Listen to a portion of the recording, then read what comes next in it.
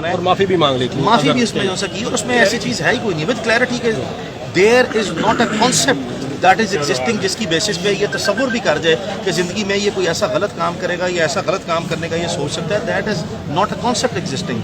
दूसरी जो बात है ये जो 2 मुकदमात हैं इसके खिलाफ ये ऐसा ही है कि आप इशारे पे अपनी गाड़ी लेके खड़े हैं, 2 गाड़ियों का तसादुम होता है और गाड़ियाँ आप में लग जाती हैं और आप उसका यानी कि कोलेटरल डैमेज बन गए हैं। तो ये जो रजब अली भट्ट के खिलाफ 2 दूसरे मुकदमे हैं this is you know the collateral damages. ये मेरा ये मैं इसकी कोई वकालत नहीं कर रहा I mean outside the court of law, बल्कि ये फैक्ट्स हैं जिसको मिसरिप्रेजेंट या मनूवर किया जाता है जिसकी बेसिस पे हर चीज़ को इसके साथ जो इसके कोई ना कोई इसका अजीज़ बताया जाता है, कभी कोई इसका साथी बताया जाता है। भाई अगर एक शख्स ने क्राइम कमिट किया आप उसको किसी दूसरे शख्स के साथ उसका रिश्तेदार बता के या साथी बता के उसको उस तरह के वक़ुआत में शामिल नहीं कर सकते।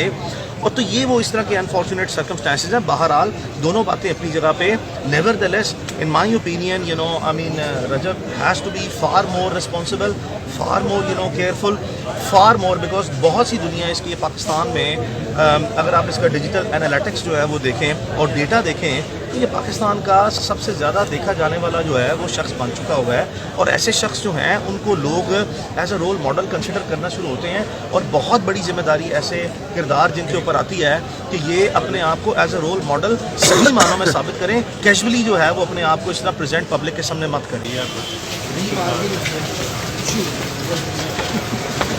The second floor? चलो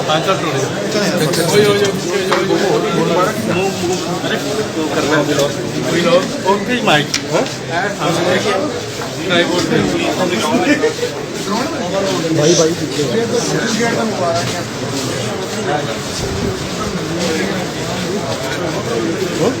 चलते जाएं यार, चलते जाएं।